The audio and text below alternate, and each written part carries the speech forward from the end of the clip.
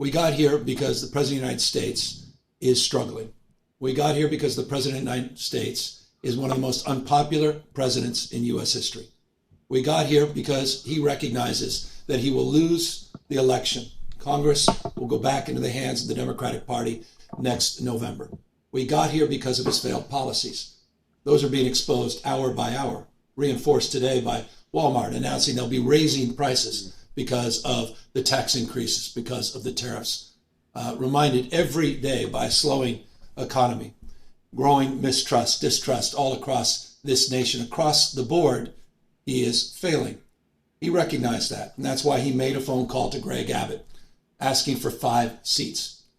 This is just like when he made a phone call to Georgia asking for 11,000 votes. It's the exact same thing, only it's a few years later, and he's doing it in anticipation of losing this time. He already knows he's set for a landslide loss in the midterm elections. Just think about it. How are you going to win the midterm elections after kicking nearly 20 million Americans off of their health care while still adding nearly $4 trillion to the national debt? You can claim, oh, we kicked all those people off health care, but we saved money on the national debt, but you made that more expensive. And then you could say, oh, well, we gave everyone health care, but it still cost us a lot of money. You did both things wrong. You fucked up twice. Win by playing by traditional sets of rules. He plays by no rules. I remind you all the time, it's not the rule of law, it's the rule of dawn. And we're standing up to that. We're responding to that. They fired the first shot, Texas. We wouldn't be here had Texas not done what they just did. Donald Trump didn't do what he just did. By the way, does this mean Newsom should automatically be the Democratic nominee for president? Absolutely not. There's going to be a primary election. We're going to figure out who's going to be the best leader for the Democratic Party. And hopefully it's somebody that speaks to real progressive values, somebody that's going to stand up for workers and somebody that's going to stop funding overseas wars. Is Newsom going to prove that he's going to be that guy? We'll have to see. But this is what's relevant to right now. Newsom is actually leading a tangible fight against Donald Trump. He's actually doing something to resist what the far-right extremists are doing by redistricting California's voting maps, and he's putting it to the vote of the people. He's asking Californians for their vote. He's not just doing what Texas Governor Greg Abbott is doing, which is basically just dictating what's going to happen in the midterms. He went so far as to follow up and say that he didn't just want those 5 seats. He said he's quote unquote entitled to those 5 seats. Just pause and reflect on that. Everything should have just stopped there. President of the United States claiming he's entitled to 5 seats. That should put chills up your spine. Every Republican, not just Democrat and Independent, every American. Those enduring values that we celebrate, just celebrated 249 years, the best of the Roman Republic, Greek democracy, the rule of law, co-equal branches of government, popular sovereignty. What we'll celebrate, will we? Next year, the 250th anniversary. Masked men at the site of the Japanese that were interned and bussed in Little Tokyo last week in Los. Folks, I was there. That's where I interviewed Governor Gavin Newsom. It was at the Democracy Center in Little Tokyo, which is a neighborhood near downtown Los Angeles. And while Newsom was giving a speech to the public, to American citizens, ICE agents conveniently showed up outside to intimidate the press, to scare people walking into the event, to make their presence known. Don't think that's just a coincidence. They weren't just there by happenstance. LA is a massive, massive county. They could have been anywhere on that given day. Their actual chief or leader or whatever, that Nazi-looking scumbag, he was there too, trying to scare people. Somebody got up in his face and he's like, we're cleaning up Los Angeles because the politicians here won't do so. No, you Nazi inbred. You belong in alligator Alcatraz because you're terrorizing people. You're rounding up anybody who happens to be brown or happens to speak Spanish. But yeah, Newsom is calling out this fucked up behavior because absolutely they were there to try and send a message. And now Newsom, I guarantee you he's going to say how Donald Trump is going to use ICE and he's going to use the National Guard to try and intimidate people at the ballot box. Don't think that he's not going to pull this. There are real possibilities that Donald Trump is going to try and scare people from going to the polls. Imagine if you're Hispanic, even if you're an American citizen, you're worried that you show up to the ballot box and somebody's going to harass you and profile you because of what you look like, because of who you are. That's a real threat. Los Angeles were sent right there in front of the Democracy Center as we kicked off this effort. That's a preview of things to come all across the United States of America. Mark my word, just as we let folks know what was going to happen in other cities, what is happening in Washington, D.C., we said 2 months ago, Los Angeles is a preview of things to come with the federalization of the National Guard. It is. Even today, Donald Trump said they're going to clean up D.C. and then they're going to move on to other cities. And don't think for a second that when the midterms come, he's not going to have ICE agents stationed at major voting booths across the nation. You don't think he's going to have ICE agents in places like Los Angeles and Phoenix and Tempe, Arizona, and Austin, Texas, and places in Florida to scare black and brown people from showing up to vote. And he's going to have the National Guard in some places too, because he's going to say these cities are overrun with crime. Well, why don't we just have a few of them stationed at these voting places? Imagine if you're concerned about being profiled, if you're concerned about being harassed. You could be an American citizen. You could be a citizen born here, or you could have been naturalized. You're not going to show up to one of these places because you know that these ICE Gestapo agents can just round you up and send you to a concentration camp even though you've committed no crime. There's no chance to prove your innocence because according to them, you're guilty until proven innocent. That's going to happen, or at least that's going to be a threat that Donald Trump is going to try and pull because he's going to be desperate because he knows he's likely set for a landslide loss. Militarization of the streets of America. And I'll remind you, Donald Trump never sent the military active. Somebody just said ICE doesn't go after citizens. ICE absolutely does go after citizens. They've arrested U.S. citizens. U.S. citizens have been sent to some of these concentration camps. And by the way, if you don't think that's happening, you should study up. You should pay attention to what's really going on because it's happening everywhere. It just happened here in Los Angeles. They just arrested a U.S. citizen, a pregnant woman. They arrested her, kidnapped her, took her in a van. Her status currently unknown. But if you think that's funny, you're like, oh, this is so funny, huh? Trump, liberal tears, whatever. First of all, I'm not a liberal. Second of all, this is not the United States of America if you support pregnant women who are citizens getting kidnapped and abducted by ICE agents. That's fucking disgusting. That's pathetic. That is so below the pale of what American society should be, and you should be ashamed of yourself.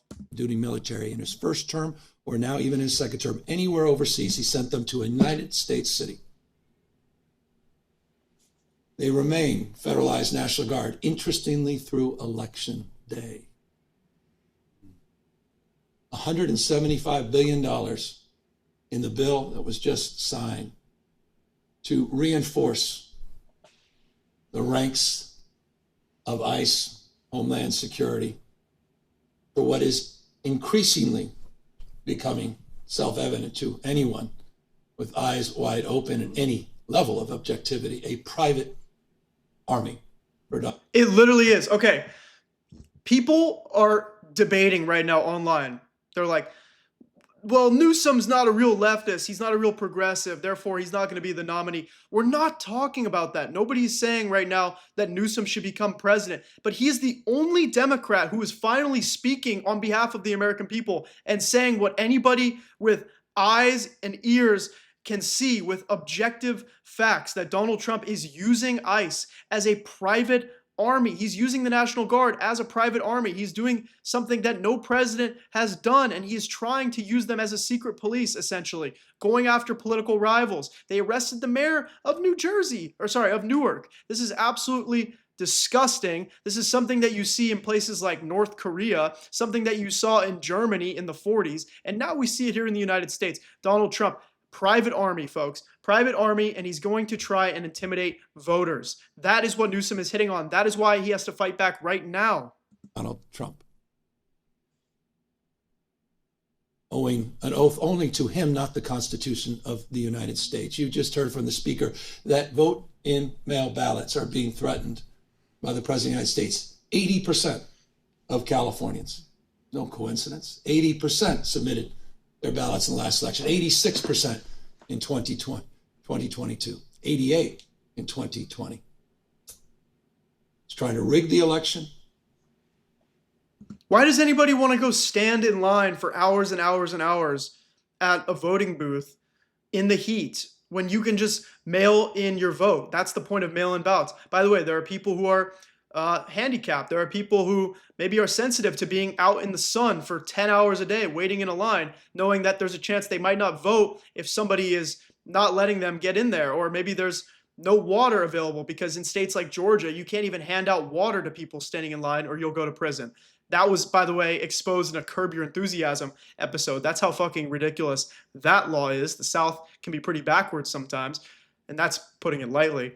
So, yeah, of course, people want to mail in their ballots, and Donald Trump knows by banning mail-in ballots, he's going to prevent so many people from voting. And when people don't vote, that's how you get far-right fascists like Donald Trump winning the election. He's trying to set up the conditions where he can claim that the elections were not won fair and square. Open your eyes to what is going on in the United States of America in 2025. That's what this is about. We're responding what occurred in Texas. We're neutralizing what occurred, and we're giving the American people a fair chance. And by the way, don't think that this stops with Texas. Trump is already trying to do the same thing in Indiana. He's asking J.D. Vance to go there and try and convince Indiana to also gerrymander. So now you see the governor of New York saying she might do the same to counter what's happening. So it is going to be this nationwide redistricting fight, which likely will backfire very badly for Trump, who is trying to cheat and may end up losing even more seats as a result, because not only do people see this bullshit and they're tired of it, but people are going to watch as the MAGA far-right movement loses its grip on Congress because Democrats are actually doing what they need to do in their states to push back. Because when all things are equal, we're all playing by the same set of rules, there's no question that the Republican Party will be the minority party in the House of Representatives next year. We'll be transitioning, and I'll close, from this process that has unfolded over the course of the last few weeks to the campaign. After I sign these two pieces of legislation establishing a special session and the maps, I also will be signing a proclamation on November 4th, the people of the state of California, in a transparent and, as Speaker and Pro Tem said, temporary and democratic way, will have the opportunity to determine their fate in our collective future.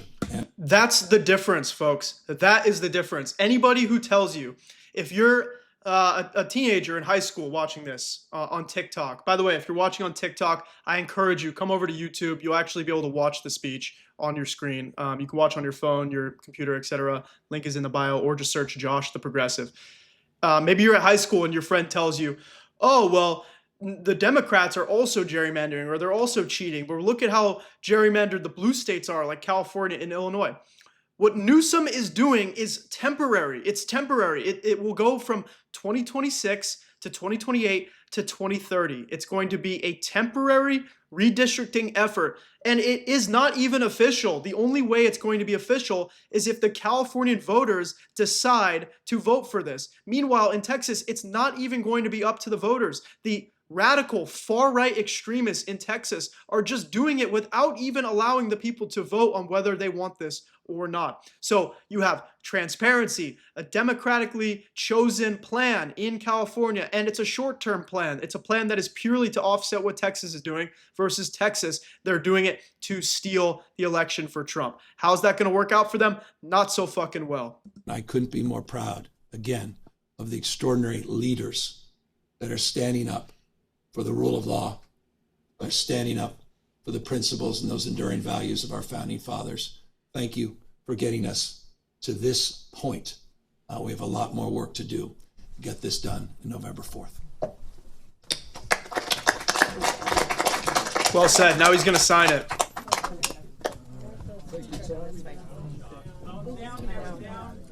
Very few Democrats are actually calling it like it is. Trump is hijacking the military as their personal army.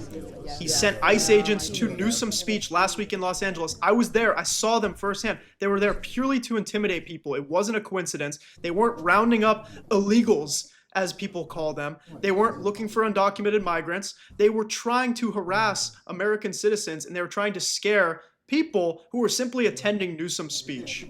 That's what that was. Donald Trump is trying to ban mail-in ballots, and he's hinting at using the National Guard and ICE at voting sites across the nation. But boom. Boom. Gavin with the good hair says, fuck that. We're going to redraw our maps in California. We're going to pick up some Democratic seats, and we're actually going to do something to push back against Donald Trump. Someone says misinformation. Nah, brother. These are objective facts. We're simply watching his speech and watching exactly what's unfolding in the nation. You can twist it any way you want. You can try and spin this like Donald Trump is doing something good. But in reality, just take a look at what's happening in D.C. He's literally taking over the military and going against American cities.